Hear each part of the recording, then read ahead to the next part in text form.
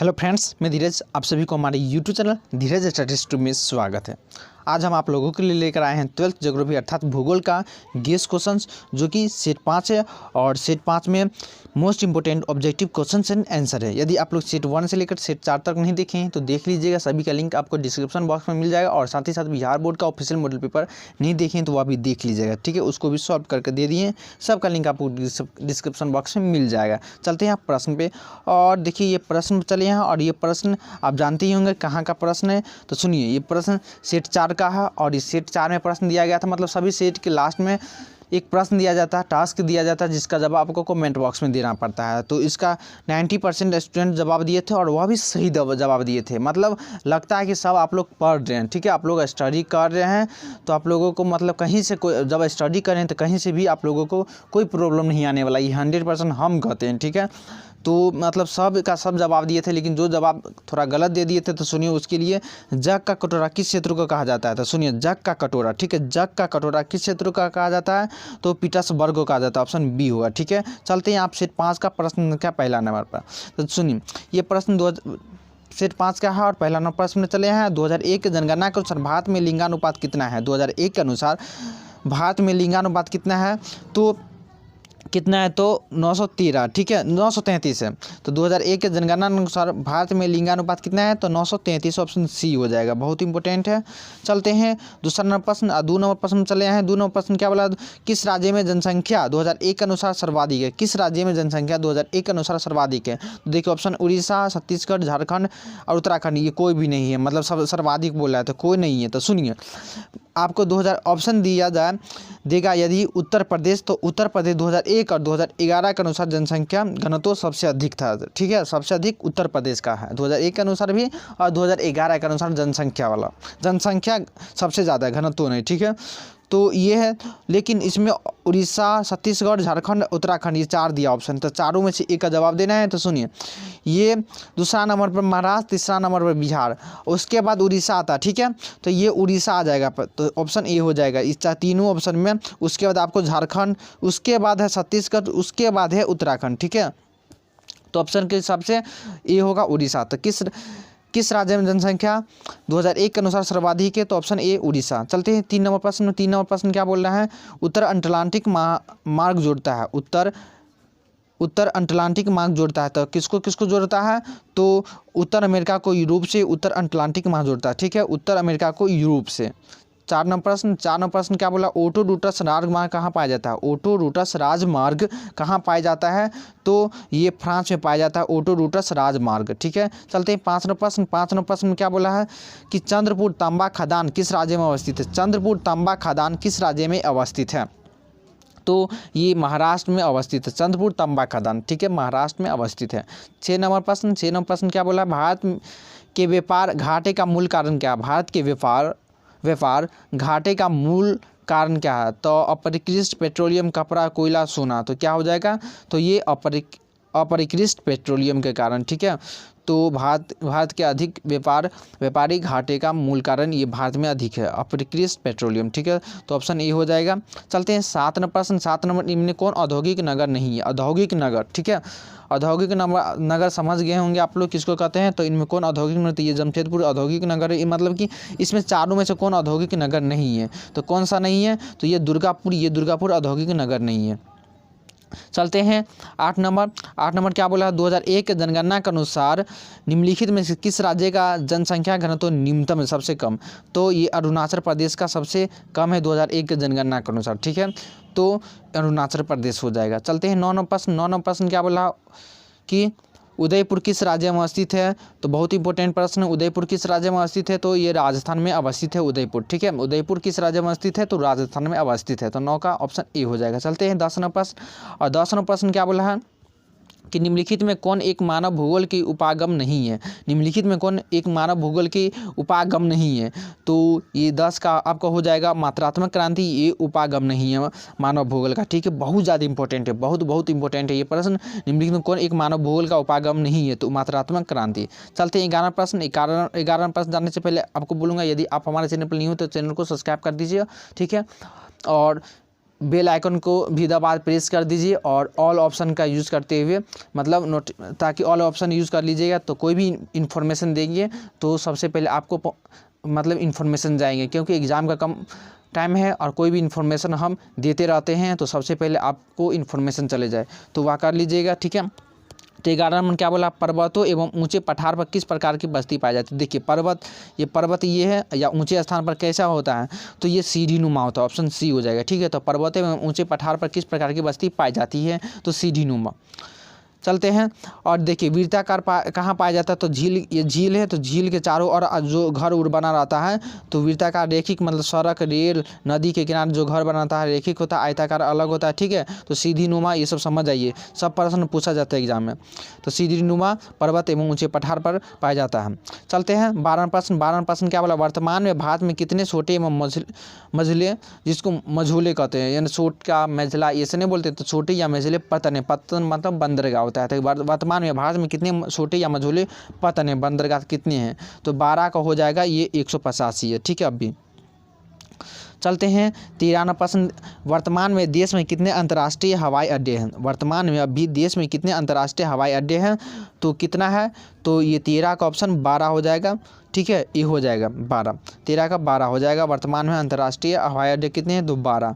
14 प्रश्न, पर्यटक मतलब घूमना फिरना मतलब किस क्षेत्र का क्रियाकलाप है, तो घूमना फिरना ये सब जितना भी व्यापार सब आता है तो ये सब तृतीय क्रियाकलाप में आता है, ठीक है। तो 14 का ये भी तृतीय क्रियाकलाप 12 में ये मतलब पर्यटक व्यापार ये सब पूछा जाता है, तो ऑप्शन सी हो जाएगा, ठीक है। 14 का ऑप्शन सी हो जाएगा। चलते हैं 15 प्रश्न क्या बोल रहा है, विश्व में सघनतम रेल तंत्र पाया जाता है। विश्व में सघनतम रेल तंत्र पाया जाता है तो अफ्रीका, एशिया, यूरोप, ऑस्ट्रेलिया में से कौन पाया जाता है, तो एशिया में पाया जाता है। विश्व में सघनतम रेल तंत्र मतलब सबसे ज़्यादा रेल तंत्र कहाँ पाया जाता है, तो एशिया महादेश में पाया जाता है, ठीक है। तो 15 का हो जाएगा ऑप्शन बी। चलते हैं 16 प्रश्न क्या बोला, रुको और जाओ निश्चयवाद की संकल्पना किसने प्रस्तुत की है। रुको और जाओ निश्चयवाद की संकल्पना बहुत इंपॉर्टेंट है, तो किसने दी है, तो ये जी टेलर मतलब टेलर ने दी है, ठीक है। ये भूगोल के है व्यक्ति और भूगोल में बहुत नामी गामी है जी टेलर। चलते हैं 17 प्रश्न, 17 में क्या बोला, निम्नलिखित में से किस नदी की जल उपयोगिता सबसे अधिक है। मतलब ये चारों कृष्णा, ब्रह्मपुत्र, गंगा, गोदावरी में सबसे ज़्यादा जल किसका यूज़ होता है, तो ये गंगा नदी का जल यूज़ होता है, ठीक है।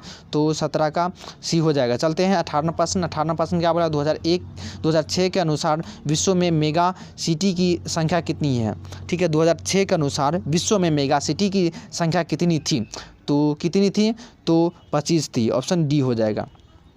19 नंबर, किस महाद्वीप की जनसंख्या वृद्धि सर्वाधिक है। किस महाद्वीप की जनसंख्या वृद्धि दर सर्वाधिक है, सबसे अधिक है, तो ये अफ्रीका देश की किस, देखिए प्रश्न पहले समझिए, किस महाद्वीप की जनसंख्या वृद्धि सर्वाधिक है, तो ये अफ्रीका का हो जाएगा। याद रख लीजिएगा प्रश्न को कैसा प्रश्न दे रहा है। उसके बाद ये प्रश्न के अलावा ये दूसरा प्रश्न घुमा कर पूछा जाता है, वह उसका अलग है, तो आप लोग ध्यान दीजिएगा। प्रश्न को घुमा फिरा कर एग्जाम में बहुत ज़्यादा मिलेगा आपको, तो प्रश्न को सही से और उसका आंसर को सही से दिमाग में रखिए। 20वां प्रश्न क्या है, भौगोलिक पर्यावरण एवं मानवीय गतिविधियों के पारस्परिक संबंधों का अध्ययन ही मानव भूगोल है। क्या बोल रहे हैं, भौगोलिक पर्यावरण एवं मानवीय गतिविधियों के पारस्परिक संबंधों का अध्ययन ही मानव भूगोल है। यह परिभाषा किसके द्वारा दिया गया है, तो किसके द्वारा दिया गया है, तो ये जी टेलर के द्वारा दिया गया, ठीक है। मतलब रीटर के द्वारा दिया गया, ठीक है। भौगोलिक पर्यावरण एवं मानवीय गतिविधियों के पारस्परिक संबंधों का अध्ययन ही मानव भूगोल है। यह परिभाषा रीटर के द्वारा दिया गया है। 20 का ऑप्शन ए हो जाएगा। चलते हैं 21 नंबर, चैनल टनल लंदन को किससे जोड़ता है, तो चैनल टनल किसको जोड़ता है, तो ये पेरिस को लंदन से जोड़ता है, जी टेनल मतलब चैनल टनल, ठीक है। चैनल टनल लंदन को पेरिस से जोड़ता है। 22 नंबर प्रश्न क्या बोला है, किस खनिज को तरल सोना कहा जाता है। तरल सोना मतलब पेट्रोलियम को कहा जाता है, ठीक है। किस खनिज को तरल सोना कहा जाता है, तो पेट्रोलियम को कहा जाता है। थोड़ा स्पीड में वीडियो बना रहे हैं चूँकि आप लोगों को ज़्यादा टाइम की बर्बादी ना हो। 23 मानव भूगोल का पिता किसे कहा जाता है, मानव भूगोल का पिता, ठीक है।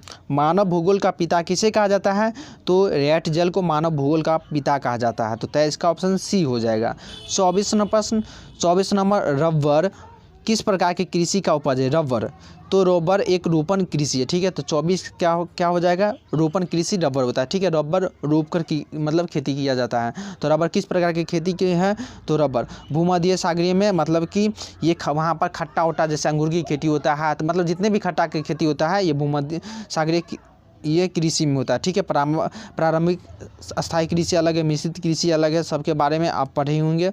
रबर किस प्रकार के कृषि का उपज है, तो रोपण कृषि का है।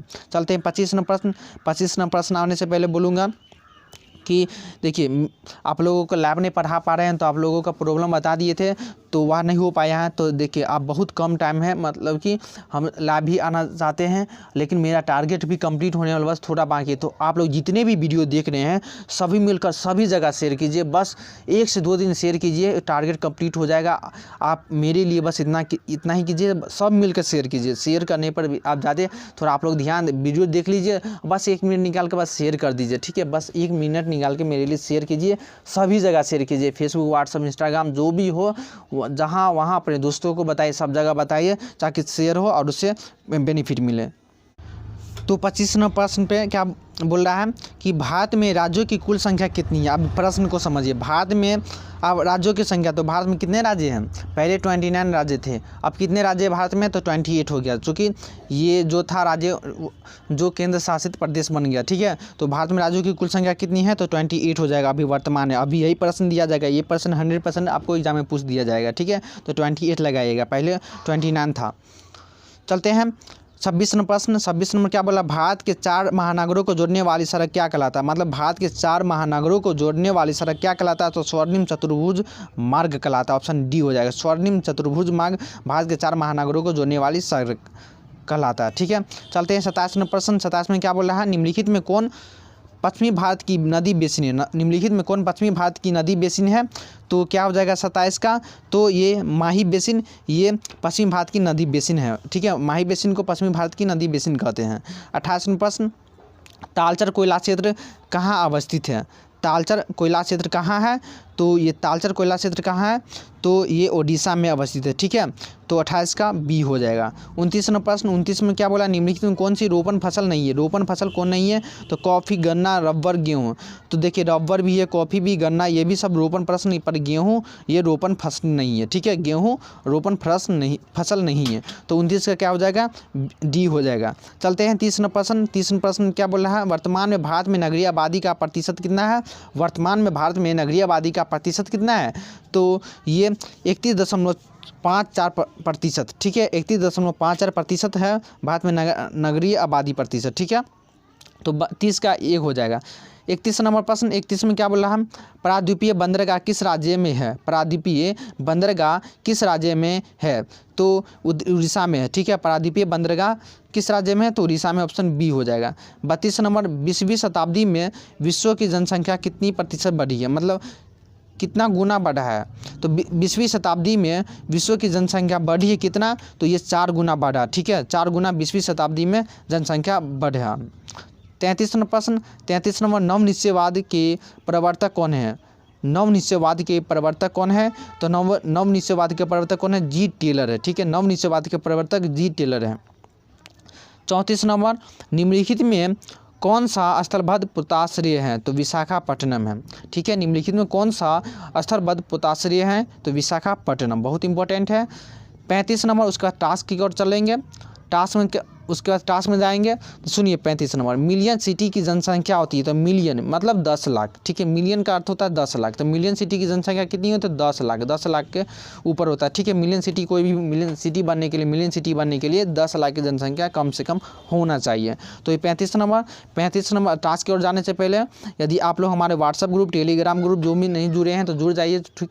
वहाँ हम PDF देते रहते हैं, सभी बातचीत करते रहते हैं सभी से, तो वहाँ जुड़ जाइए। साथ ही साथ फेसबुक, इंस्टाग्राम पेज पर ज्वाइन भी हो जाइए, मतलब फॉलो कर लीजिएगा। चलते टास्क में क्या बोला है, मानव विकास की अवधारणा निम्नलिखित में से किस विद्वान की देन है। मानव विकास की अवधारणा निम्नलिखित में से किस विद्वान की देन है, तो A doctor Abdul Kalam, B professor Amartya Sen, option C doctor Mahbub ul Haq, option D doctor Rajendra Prasad. सभी का जवाब आपको कमेंट बॉक्स में देना है। यदि वीडियो अच्छा लगा हो तो लाइक कीजिए और जी हाँ, शेयर करना नहीं भूलिएगा।